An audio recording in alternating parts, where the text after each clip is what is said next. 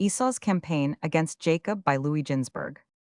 When Isaac felt his end approaching, he called his two sons to him, and charged them with his last wish and will, and gave them his blessing. He said, I adjure you by the exalted name, the praised, honored, glorious, immutable, and mighty one, who hath made heaven and earth and all things together, that ye fear him and serve him, and each shall love his brother in mercy and justice, and none wish evil unto the other, now and henceforth unto all eternity, all the days of your life, that ye may enjoy good fortune in all your undertakings, and that ye perish not. Furthermore, he commanded them to bury him in the cave of Machpelah, by the side of his father Abraham, in the grave which he had dug for himself with his own hands. Then he divided his possessions between his two sons, giving Esau the larger portion and Jacob the smaller. But Esau said, I sold my birthright to Jacob, and I ceded it to him, and it belongs unto him. Isaac rejoiced greatly that Esau acknowledged the rights of Jacob of his own accord, and he closed his eyes in peace. 3:15. The funeral of Isaac was not disturbed by any unseemly act, for Esau was sure of his heritage in accordance with the last wishes expressed by his father. But when the time came to divide Isaac's possessions between the two brothers, Esau said to Jacob, Divide the property of our father into two portions, but I as the elder claim the right of choosing the portion I desire. What did Jacob do? He knew well that the eye of the wicked never beholds treasures enough to satisfy it. So he divided their common heritage in the following way. All the material possessions of his father formed one portion, and the other consisted of Isaac's claim upon the Holy Land, together with the cave of Machpelah, the tomb of Abraham and Isaac. Esau chose the money and the other things belonging to Isaac for his inheritance, and to Jacob were left the cave and the title to the Holy Land. An agreement to this effect was drawn up in writing in due form, and on the strength of the document Jacob insisted upon Esau's leaving Palestine.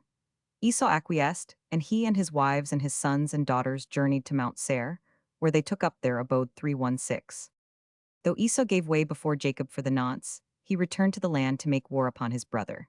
Leah had just died, and Jacob and the sons born by Leah were mourning for her, and the rest of his sons, born unto him by his other wives, were trying to comfort them, when Esau came upon them with a powerful host of 4,000 men, well equipped for war, clad in armor of iron and brass, all furnished with bucklers, bows, and swords. They surrounded the citadel, wherein Jacob and his sons dwelt at that time with their servants and children and households, for they had all assembled to console Jacob for the death of Leah, and they sat there unconcerned. None entertained a suspicion that an assault upon them was meditated by any man. And the great army had already encircled their castle, and still none within suspected any harm, neither Jacob and his children, nor the 200 servants. Now when Jacob saw that Esau presumed to make war upon them, and sought to slay them in the citadel, and was shooting darts at them, he ascended the wall of the citadel and spake words of peace and friendship and brotherly love to Esau. He said, Is this the consolation which thou hast come to bring me, to comfort me for my wife, who hath been taken by death? Is this in accordance with the oath thou didst swear twice unto thy father and thy mother before they died?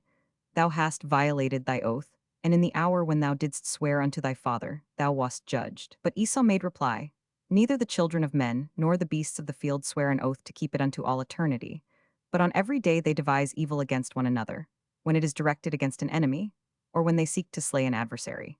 If the boar will change his skin and make his bristles as soft as wool, or if he can cause horns to sprout forth on his head like the horns of a stag or a ram, then shall I observe the tie of brotherhood with thee. Then spoke Judah to his father Jacob, saying, How long wilt thou stand yet wasting words of peace and friendship upon him? And he attacks us unawares, like an enemy, with his mail-clad warriors seeking to slay us.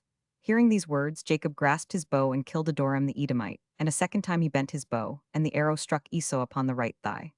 The wound was mortal, and his sons lifted Esau up and put him upon his ass, and he came to Adorah, and there he died. Judah made a sally to the south of the citadel, and with him were Naphtali and Gad, aided by 50 of Jacob's servants. To the east Levi and Dan went forth with 50 servants, Reuben, Issachar, and Zebulun with 50 servants to the north, and Simon, Benjamin, and Enoch, the last the son of Reuben, with 50 servants to the west. Judah was exceedingly brave in battle.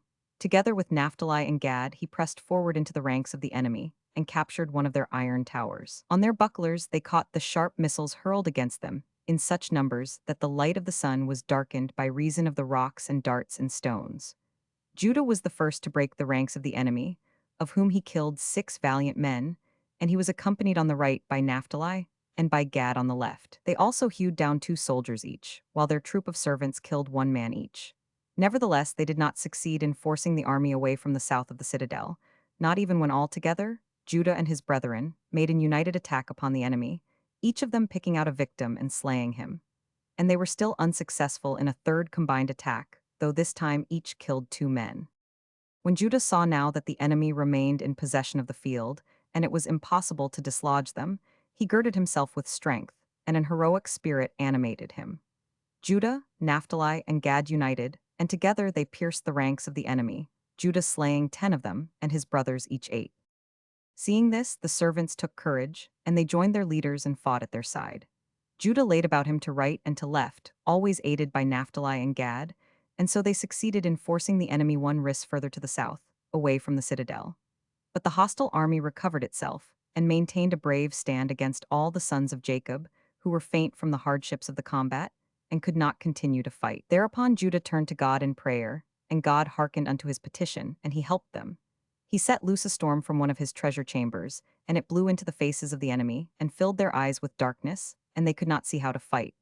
But Judah and his brothers could see clearly, for the wind blew upon their backs. Now Judah and his 2 brothers wrought havoc among them. They hewed the enemy down as the reaper mows down the stalks of grain and heaps them up for sheaves.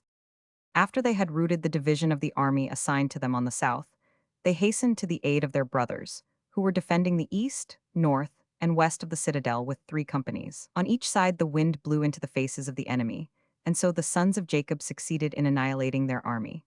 400 were slain in battle, and 600 fled, among the latter Esau's 4 sons, Reuel, Jeush, Lotan, and Korah. The oldest of his sons, Eliphaz, took no part in the war because he was a disciple of Jacob, and therefore would not bear arms against him. The sons of Jacob pursued after the fleeing remnant of the army as far as Adorah. There the sons of Esau abandoned the body of their father, and continued their flight to Mount Seir. But the sons of Jacob remained in Adorah overnight, and out of respect for their father they buried the remains of his brother Esau. In the morning they went on in pursuit of the enemy, and besieged them on Mount Seir. Now the sons of Esau and all the other fugitives came and fell down before them, bowed down, and entreated them without cease, until they concluded peace with them. But the sons of Jacob exacted tribute from them 317.